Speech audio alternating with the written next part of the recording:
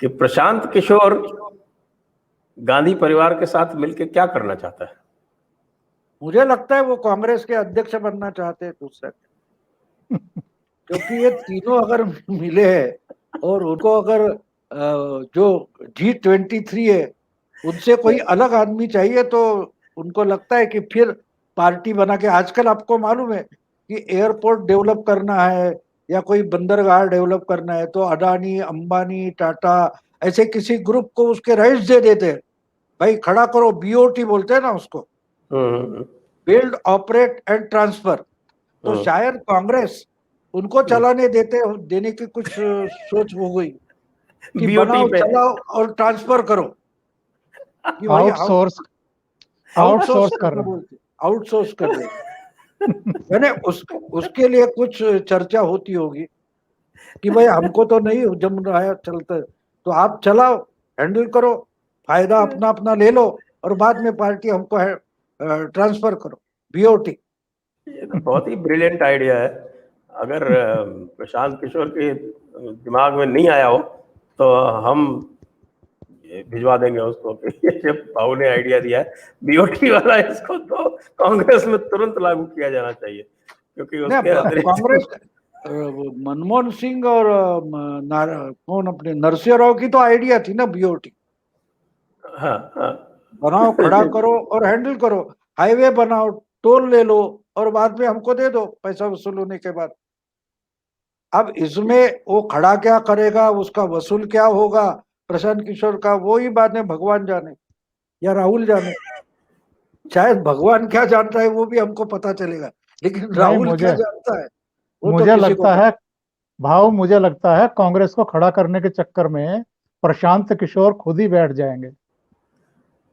वो तो एक बार तो उत्तर प्रदेश में झेल चुके हैं। उत्तर प्रदेश में हो गया ना, हो गया हो ही गया है। यूपी के लड़के जो थे दोनों निकले कड़के, ऐसा हुआ था ना।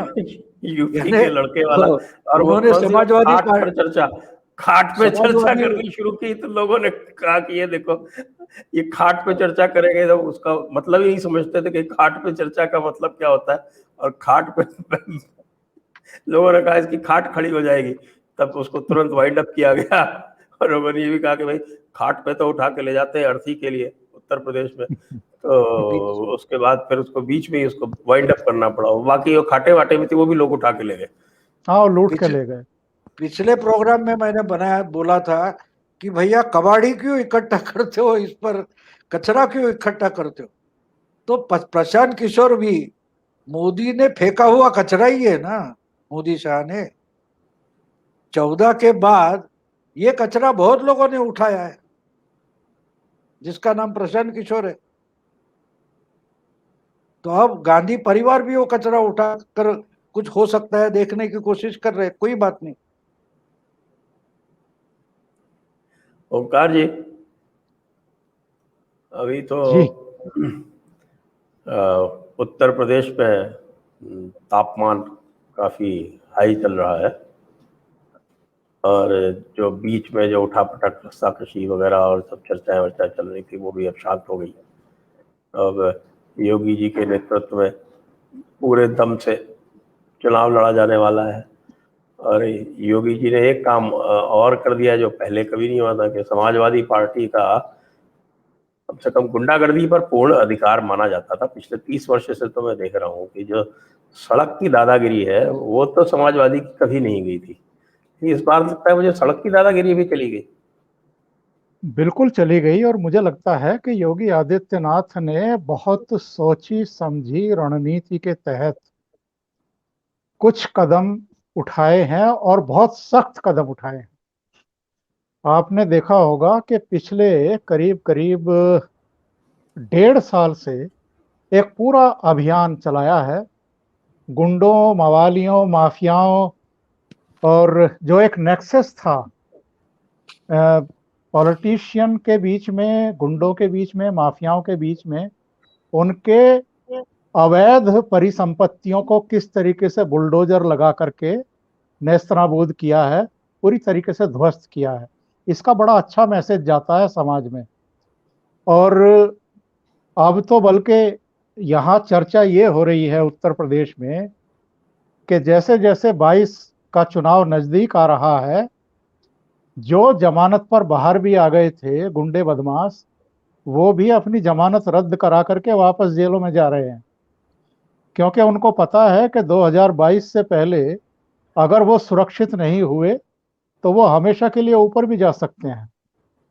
तो एक ऐसा माहौल बिल्कुल क्रिएट कर दिया गया है कि जितने भी इस तरह के तत्वों का सहारा लेकर के ये समाज में अलग अलग वर्गों में, अलग अलग समुदायों जातियों में एक आधिपत्य स्थापित करके और वोट हासिल करते थे, क्योंकि जो निचले स्तर के गुंडे हैं, जो समाज समाज की एक साइकी है ना, वो ये है कि वहां पर गुंडों को भी हीरो की तरह पेश किया जाता है। तो अलग जी अलग जातियों के जो अलग अलग बिल्कुल सही। जातियों के जो गुंडे होते हैं, वो निचले स्तर पर चीजों को मैनेज करते थे। तो निचले स्तर पर उनको पूरी तरीके से डिमोरलाइज कर दिया है, नेस्तनाबूद किया है, या पूरी तरीके से भयभीत कर दिया है। तो वो लोग वापस जेलों में जा रहे हैं, और जो खंडहर पड़े हुए हैं, जो कभी महल खड़े किए गए थे, मतलब जिन जमीनों पर आपका अधिकार नहीं, जिनके बैनामे आपके पास नहीं, जो या तो पंचायत की जमीन है या दूसरे आपके खसरे वगैरह में किसी और का नाम था, वहां कब्जा कर लिया, जबरन लिखवा लिया, वो सब नेस्तनाबूद किया गया, डिमोलिश किया गया है। तो एक माहौल योगी ने निचले स्तर पर बनाया है। और जो ये अपने 7 साढ़े 7 महीने से यहाँ बैठे हुए हैं, ये भी अभी जो पंचायत के इलेक्शन हुए हैं उनमें आपने इनका भी हश्र देख लिया। जिस तरह की ये धमकियां देते थे कि हम 2022 में ये कर देंगे, हम तो 2024 तक भी बैठे रहेंगे, तो डायरेक्ट इनडायरेक्ट में धमकी यही थी ना कि हम 2022 में भारतीय जनता पार्टी को सबक सिखा देंगे, या 2024 में नरेंद्र मोदी का रास्ता रोक देंगे। यही धमकी थी इनकी। 2022 और 2024 का अगर आप नाम लेकर के धमकाने की कोशिश कर रहे हो, तो जो बिल्कुल निचले स्तर की, जहां से ये आ रहे हैं, गांव, ग्रामीण क्षेत्र, पंचायत, ग्राम पंचायत से लेकर के ब्लॉक समिति और फिर जिला समिति, वहां तो इनके पूरी तरीके से पैर उखड़ गए। तो अगर हम देखें तो उत्तर प्रदेश में मुझे नहीं लगता है कि समाजवादी पार्टी या बहुजन समाज पार्टी, कांग्रेस तो खैर ऑलमोस्ट खत्म है बिल्कुल। मतलब पिछली विधानसभा में कांग्रेस के 27-28 एमएलए आए थे, और पिछली में घट करके 7 रह गए थे। जबकि और 7-7 लड़े लोकसभा थे ये। दो लड़कों की बात हो रही थी, और प्रशांत किशोर का ये आइडिया था कि हाँ, अचानक शीला दीक्षित को भी पता नहीं चला कि वो कब मुख्यमंत्री पद की दावेदार नहीं रही, और उसके बाद ये दोनों लड़के दावेदार बना दिए गए। तो क्या हश्र पिछले चुनाव में भी हुआ था, और इस बार तो और भी हालत इनके लिए बहुत खराब है। कोई समाजवादी पार्टी के साथ खड़ा होने को तैयार नहीं है, कोई बहुजन समाज पार्टी को छूने को तैयार नहीं है, और कांग्रेस को तो अपने साथ को लेने को तैयार नहीं है। मतलब उत्तर प्रदेश में हालत ये हो गई। तो ये बात सही है कि उत्तर प्रदेश में तो कांग्रेस जो 84 में जब जीते थे ये लोग, उसके बाद से तो सारा मामला यूं ही चल रहा है। हाँ, तो 89 तक एनडी तिवारी मुख्यमंत्री थे, उसके बाद तो कोई मुख्यमंत्री इनका बना ही नहीं। बना ही नहीं, उसके बाद से तो खत्म ही हो गया सारा। तो पाओ उत्तर प्रदेश के परिप्रेक्ष्य में ये जो जिस प्रकार से पूरी व्यवस्था चल रही है, मुझे लगता है कि आपसे पूछता हूँ, आपको क्या लगता है कि कोई किसी भी प्रकार का, जैसे ओंकार जी कह रहे हैं, कि क्या बिल्कुल ही एक तरफा हो जाएगा? तो एक नहीं, लड़ने के लिए कोई खड़ा तो होना चाहिए ना। इनके पास लड़ने वाला कोई है नहीं।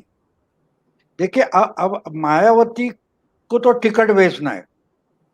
मायावती को जीत कर आने वाले की जरूरत नहीं है। उनका तरीका सीधा साधा है, वो अब अपने पार्टी के टिकट बेचती है, तो उसको तो इंटरेस्ट है नहीं। पार्लियामेंट या लोकसभा हो, जहाँ कहा है भाई कुछ लोग खड़े कर जाओ, वो टिकट का पैसा ले लो। समाजवादी पार्टी लड़ना चाहती है लेकिन उनकी ताकत मची नहीं। पिछले समय आपने जो शिवपाल की बात की, तो उस समय शिवपाल से लड़ना जरूरी नहीं था। एक बात इंपॉर्टेंट होती है कि सामने अगर कोई मोदी जैसा चैलेंज खड़ा हो, तो उस वक्त अखिलेश ने जो सब पार्टी में गड़बड़ कर दी, तो उससे उनकी पार्टी की हालत जो खस्ता हो गई है, उससे वो उभर नहीं पा रहे। फिर लोकसभा में उन्होंने मायावती के साथ, तो मायावती उनका फायदा उठा गई, जिनको अभी लोगों को मालूम था कि मायावती और अखिलेश इकट्ठा हो जाते हैं तो 5-6 सीटें तो निकल आती है। अब देखिए दानिश अली जो कर्नाटक के थे, वो यूपी से एमपी बन गए। नहीं तो देवेगौड़ा के प्रवक्ता थे ना वो। देवेगौड़ा उनको राज्यसभा में नहीं भेजते थे, इसलिए गुस्सा हो गए थे। तो उन्होंने मायावती उनको टिकट क्यों देगी? आपको पता है टिकट बेचा जाता है। और मौर्य करके कौन थे, वो लास्ट मोमेंट में 2017 में निकला है वैसे, मुझे पूरा याद, स्वामी प्रसाद मौर्य।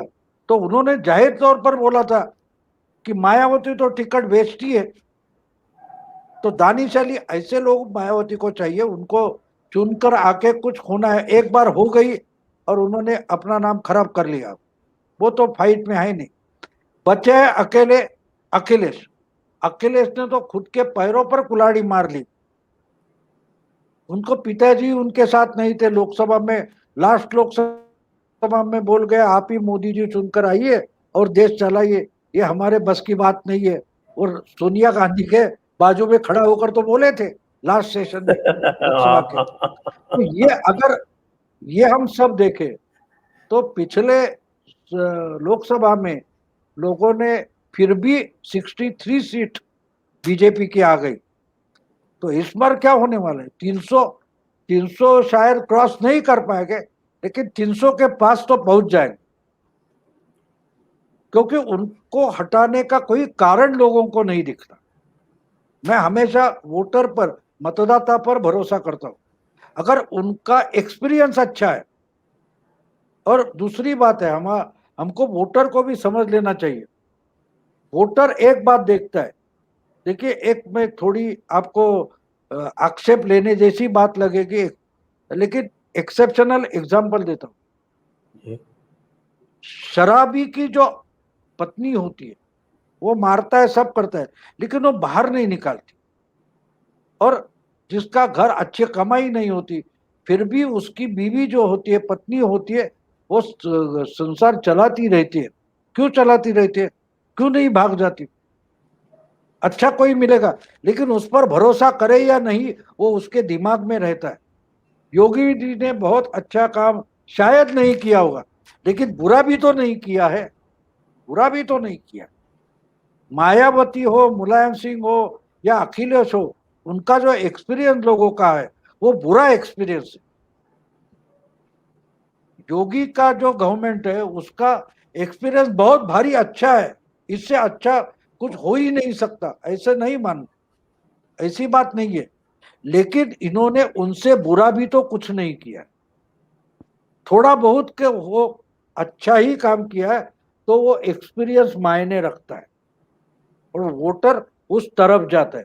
देखिए 50 सालों से कांग्रेस बार बार चुन के आई, इसका मतलब कांग्रेस अच्छा काम नहीं चलाती थी, लेकिन सामने कोई अल्टरनेटिव था ही नहीं। बिल्कुल वाजपेयी भी नहीं थे, लेकिन मोदी वो अल्टरनेटिव हो गए। 2014 में मोदी जी जीत गए, वो अल्टरनेटिव इसलिए जीत गए। लेकिन 2019 में जीते तो लोगों को लगा ये आदमी होना चाहिए, कुछ अच्छा हो ना हो, बुरा जो है उससे बुरा कुछ भी नहीं होगा। ये जो आत्मविश्वास मतदाताओं में आता है, उसका रिजल्ट हमको गिनती के दिन दिखाई देता है। तो मुझे लगता है कि योगी के बारे में जितनी खिलाफ मोदी का अपप्रचार करने वाली खबरें आती है, वो पढ़कर मैं बोल सकता हूं कि यूपी के लोग मानते हैं कि इन्होंने कुछ बुरा नहीं किया, जितनी एक्सपेक्टेशन है उतना नहीं हुआ शायद, लेकिन लेकिन बुरा भी तो नहीं हुआ है। मैं आपको एक फिल्म की कहानी बता दूं। गाइड फिल्म में जो वहीदा रहमान है, वो उसका जो बूढ़ा पति होता है, वो किसी छैल छमेली के साथ नाच गाना कर रहा होता है, उधर आती है और गुस्सा हो जाती हो, बहुत गुस्से में वो निकल जाती है। तो गाइड देवानंद होता है, वो उसको गाड़ी से निकल जाता है और ठंडी हो जाने के बाद उसको बोलता है, अगर हमारी बीवी होती तो थप्पड़ रसीद करते, ऐसा देवानंद बोलता है। तो शर्माकर वहीदा बोलती है कि लेकिन प्यार भी तो करते। ये फर्क समझते आप? पति दो थप्पड़ मारता है लेकिन प्यार भी तो करता है ना। इस पर वो जो पत्नी है वो अपना मन बना लेती। तो मोदी का या योगी का जो गवर्नेंस है वो मैं इस ढंग से देखता हूं।